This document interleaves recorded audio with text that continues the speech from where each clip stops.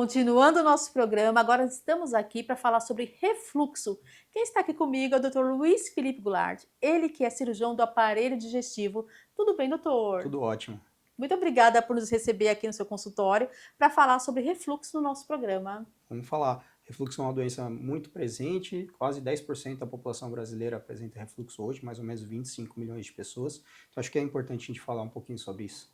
Com certeza, doutor. E muitas pessoas têm dúvidas a respeito, tem algumas questões também que sente azia, né? Que tem algumas funções aí que a gente não entende, por que que acontece. Então a gente vai falar um pouquinho mais sobre esse assunto e tirar algumas dúvidas dos telespectadores. Para começar, doutor, explica um pouquinho para a gente o que que é exatamente o refluxo e por que que ele acontece. A doença do refluxo, ela é o defeito de uma válvula que fica entre o estômago e o esôfago, tá? O esôfago, ele é um cano que liga a nossa boca até o estômago e ele faz o caminho do alimento até que ele chegue no estômago e no intestino para ser digerido. O nosso estômago, ele é repleto de ácido e quando a gente tem um pouco mais de ácido do que o habitual, quando ele fica mais ácido do que deveria e esse ácido retorna para o esôfago, ele acaba inflamando grande parte do terço final do esôfago, trazendo sintomas de queimação e azia, tá? Por que que é tão confundido, então, com a questão da gastrite e com outros sintomas que o pessoal fala muito, comenta bastante e também é bem desconhecido, né? A gente fala hoje, é importante a gente frisar também que existe um número altíssimo de pessoas com refluxo, mas o mais falado realmente é gastrite e outros sintomas, né, doutor? Uma coisa acaba levando a outra, né? As causas que levam uma pessoa a ter gastrite, descontrolar um pouco os sintomas da gastrite, elas também vão beneficiar e vão propiciar que o paciente tenha refluxo.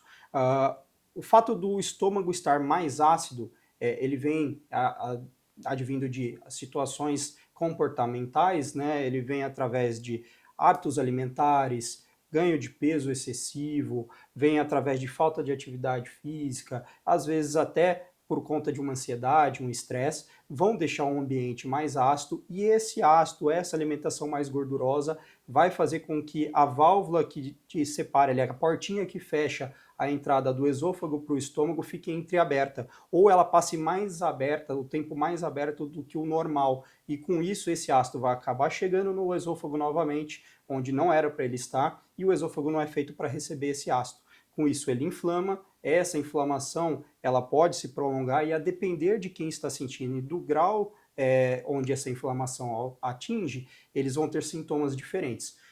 A gastrite ela se localiza apenas no estômago. Quando esse ácido extravasa além do estômago, aí nós temos os sintomas do refluxo. Então é muito comum quem tem gastrite ter refluxo, apesar de que pode acontecer separado. A pessoa pode ter ou só refluxo ou só gastrite. Mas em casos mais avançados, em casos que a pessoa vai deixando um pouco mais para procurar atendimento, acaba se encontrando os dois. Existe um grupo de risco mais propício para ter, em questão realmente de idade? Pode acontecer em qualquer idade, tá? Como está muito relacionado a hábitos de vida e como está muito relacionado também à alimentação, então com o passar dos anos é mais comum que isso aconteça. Então, adulto de idade mais jovem, então 30 anos, 40 anos, até a fase mais idosa, estão mais propensos a ter doença do refluxo, doença de gastrite, além do que em crianças muito pequenas, né, na pediatria tem uma ele é ocasionado de uma forma diferente, mas também pode acontecer o refluxo na criança.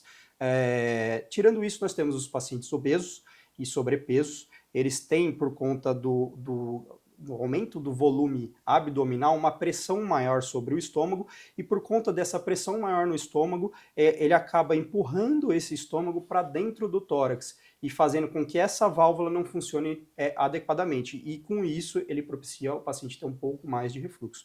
Então, a alimentação inadequada. E quando a gente fala de alimentação inadequada, a gente está falando de alimentos gordurosos, estamos falando de cafeína.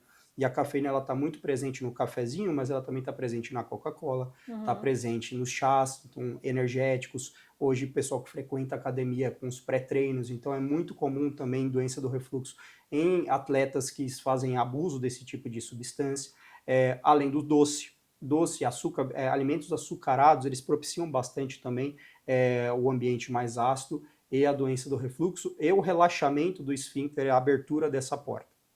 Doutor, então como é realizado o diagnóstico?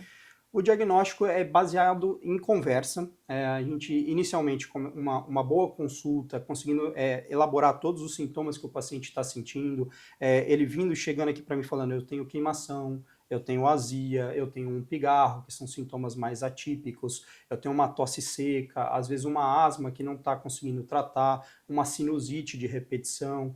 Esses sintomas mais atípicos, eles podem fazer parte de uma doença de refluxo descontrolada.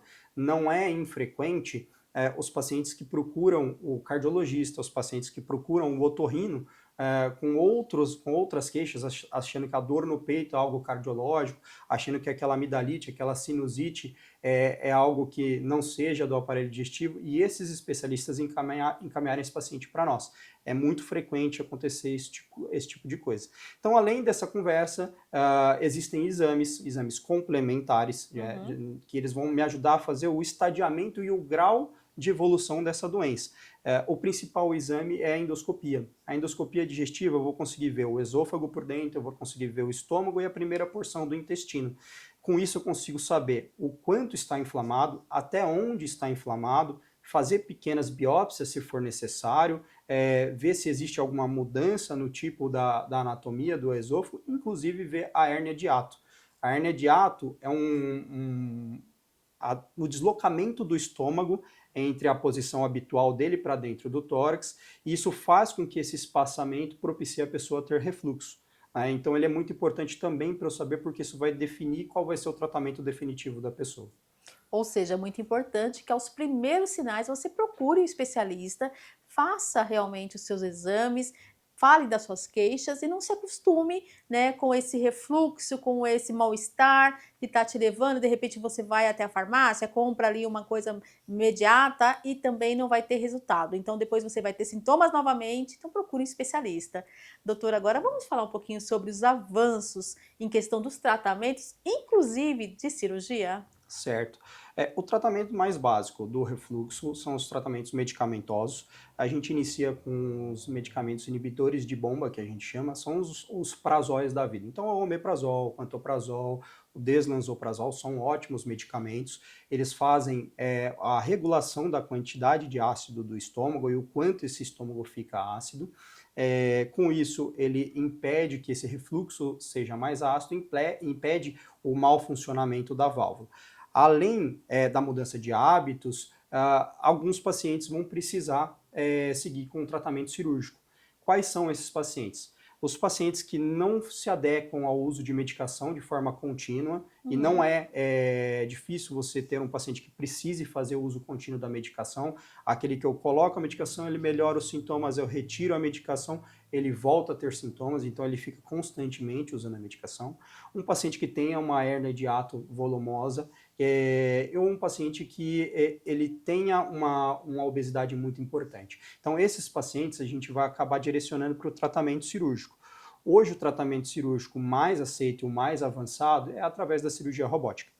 A cirurgia robótica é o que tem de mais atual hoje, ela é um avanço da videolaparoscopia. Com a cirurgia robótica é muito provável que nos próximos anos a gente caia em desuso a videolaparoscopia, né, com a popularização da tecnologia no país. Ela faz com que o cirurgião assista a cirurgia o tempo todo em 3 dimensões, né? Então em alta definição. Ele tem movimentos com a mão, que eles são movimentos circulares, movimentos amplos que eu não tenho com a videolaparoscopia, são movimentos mais precisos, eles fazem um filtro sobre os tremores do cirurgião. Então, os avanços da cirurgia robótica em relação à videolaparoscopia propiciam para o paciente ter um tratamento mais refinado, um tratamento mais avançado, um tratamento mais delicado. Isso traz um retorno às suas atividades diárias mais rápido, menos dor no pós-operatório, faz com que esse paciente tenha uma recuperação mais rápida e um resultado melhor da cirurgia. Com certeza, mais segurança para o paciente e para o especialista também. Doutor, e o refluxo tem cura? Depois dessa cirurgia, podemos dizer que esse paciente está curado ou tem que ter um acompanhamento, para de repente pode acompanhar esse paciente para evitar problemas futuros também? É necessário um acompanhamento, porém o refluxo tem cura, desde que o paciente também faça a sua parte. Uhum. É necessário que ocorram as mudanças de hábito de vida, que o paciente mantenha o seu peso adequado, mantenha uma alimentação adequada e que ele faça, respeite o pós-operatório. Feito isso, ele vai ter uma boa qualidade de vida, ele vai parar de tomar remédio e vai ter a cura do seu refluxo, eventualmente também da gastrite. Perfeito, mudança de hábitos também para você ter mais saúde e qualidade de vida. Exato. Doutor, muito obrigada por todas essas informações aqui no nosso programa. Obrigada por responder essa pauta aí com tanta tranquilidade, claramente aí para o público estar entendendo. E até o nosso próximo encontro. Eu que agradeço, muito obrigado. É o programa Saúde na TV, sempre com muita informação e responsabilidade para você. Conversei agora com o Dr. Luiz Felipe Goulart. Nós vamos também disponibilizar as redes sociais dele para que vocês possam ter acesso e ver mais informações não só sobre o refluxo, mas de todo o trabalho que ele vem fazendo na área da saúde. Dr. Luiz Felipe, ele é referência na área da saúde e a gente está trazendo aqui em primeira mão para vocês estarem acompanhando o trabalho dele. Obrigada, doutor. Obrigado.